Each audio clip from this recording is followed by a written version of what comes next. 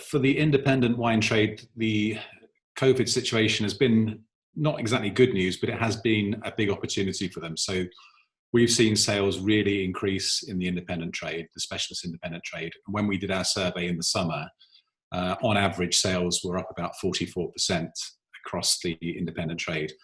That's a patchy picture. In the inner cities, it's not always quite as high as that. It's sometimes some of those shops have got particular issues because they rely very much on drink-in kind of trade. So not everyone has seen those kind of numbers, but for some people, it's been a real boom.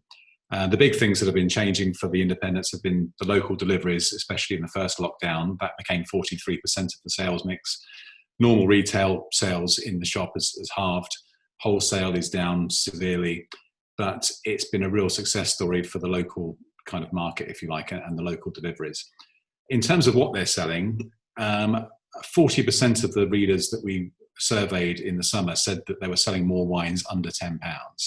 And only 7% of them said they were selling more wines over £15. So there's been this kind of sense that perhaps the independents have been catering for a lower spending audience. That might have been true at the beginning, and there was lots of people that couldn't buy from supermarkets at the beginning.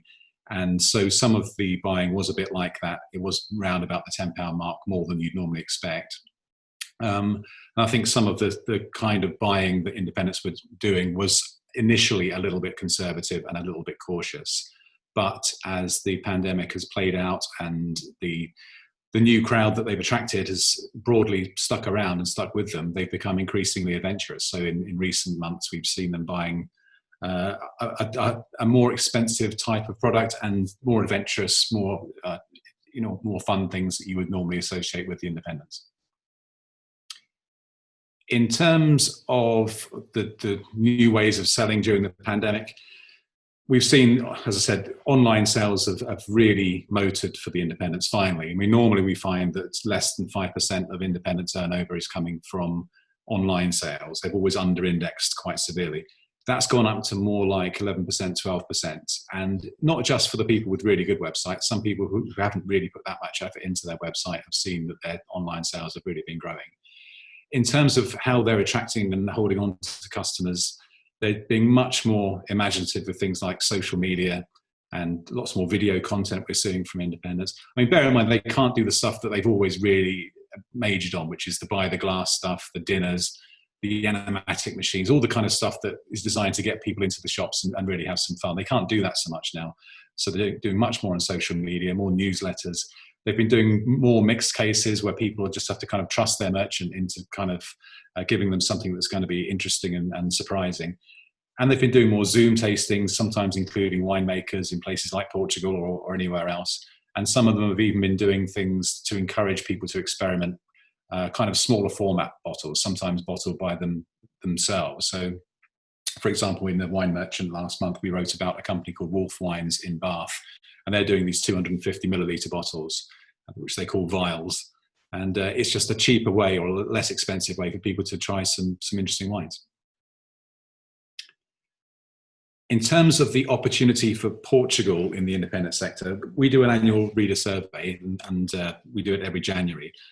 And for the last 4 years, when we've asked about the kind of countries of origin that are going to be doing well in their shops, Portugal has performed really strongly. So it's now the number 4 country in terms of the potential for growth, according to our survey. So that's 28% of our readers taking part in the survey say that Portugal is one of the areas they think they're going to see the most growth from. It'd be interesting to see what they say in January about how that actually worked out for them. But that figure's been rising for the last 4 years. So they're seeing something interesting in Portugal. And just under 12% of our readers say that Portugal is a specialist country for them, one of the areas they specialize in.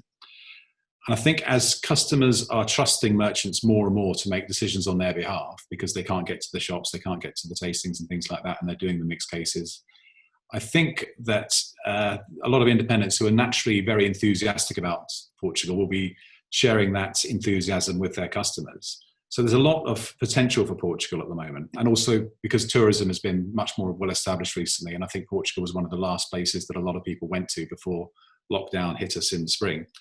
So there is this increasing familiarity with the country and its wines and its culture.